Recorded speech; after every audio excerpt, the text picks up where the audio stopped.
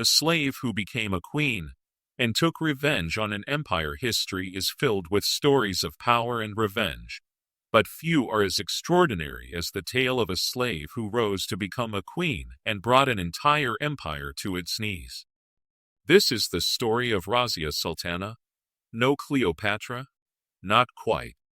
This is the story of someone even more remarkable, a woman whose name has been lost to time, but whose actions changed the course of history forever. Our story begins in the 13th century, in the heart of the Delhi Sultanate. The year was 1236, and the Islamic Empire that stretched across northern India was at the height of its power. Sultan Iltutmish ruled with an iron fist, commanding vast armies and controlling trade routes that brought immense wealth to his kingdom. But within the walls of his palace lived thousands of slaves, men and women captured from distant lands, forced to serve their conquerors. Among these slaves was a young woman, barely 16 years old. She had been captured during a raid on a small village near the Ganges. Her family had been killed, her home burned to the ground, and she had been dragged away in chains to serve in the Sultan's household. Let's call her Kamala, though her real name has been erased from official records, as was common for slaves of that era. Kamala was exceptionally beautiful, with sharp intelligence that caught the attention of the palace guards. But beauty and intelligence could be both a blessing and a curse in the royal court. She was assigned to work in the women's quarters, serving the Sultan's wives and concubines. Day after day, she watched as the powerful made decisions that affected millions of lives, while she remained invisible, voiceless, powerless. But Kamala was watching and learning. She observed the palace politics, the way alliances formed and crumbled, how information flowed through whispered conversations and secret meetings. She learned to read and write by watching the court scribes. She studied the languages of the court: Persian, Arabic, and Turkish. Most importantly, she learned patience. Years passed.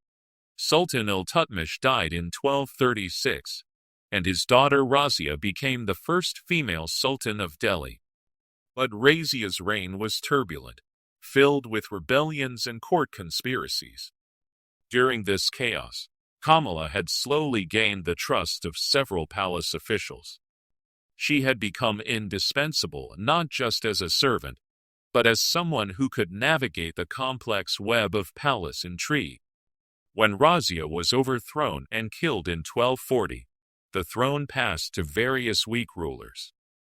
It was during this period of instability that Kamala made her move. She had been secretly gathering information about the Sultan's enemies, his financial troubles, and most crucially, about a planned invasion from the Mongol Empire that was advancing from the north. But here's where the story takes an incredible turn.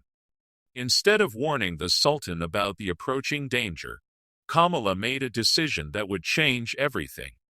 She established secret contact with the Mongol forces, offering them detailed information about the Sultanate's defenses, troop movements, and internal weaknesses. But she didn't do this for money or freedom. She did it for revenge. You see, Kamala had spent 15 years planning this moment. Every insult, every humiliation, every day of servitude had been building toward this. She wanted to watch the empire that had destroyed her life crumble from within. And she wanted to be the one holding the knife when it fell. The Mongols, led by a brilliant general, were amazed by the quality of intelligence they were receiving. They learned about secret passages into fortified cities, about which nobles could be bribed, about when and where the Sultan's armies would be most vulnerable. What they didn't know was that this information was coming from a slave woman who had spent decades studying every weakness of the empire. As the Mongol invasion progressed, city after city fell with surprising ease. The Sultanate's forces seemed to always be in the wrong place at the wrong time. Reinforcements arrived too late, or not at all. Supply lines were mysteriously disrupted. It was as if the enemy knew their every move before they made it. But Kamala wasn't finished. During the siege of Delhi itself, she orchestrated something even more audacious. She convinced several palace guards, who had come to trust her over the years, that the city was doomed, and that their only chance of survival was to open the gates to the Mongol forces. She promised them positions of power in the new order. On a cold winter night in 1241, the gates of Delhi swung open. But as the Mongol forces poured into the city, something unexpected happened. The Mongol general, who had been corresponding with Kamala for months, was so impressed by her strategic mind and her intimate knowledge of the region that he made her an offer she hadn't expected: become his queen and help him rule this conquered territory. Kamala, the slave who had scrubbed floors and served meals for 15 years, now found herself being offered a crown. But this wasn't the end of her revenge. It was just the beginning. She accepted the proposal, but on her own terms.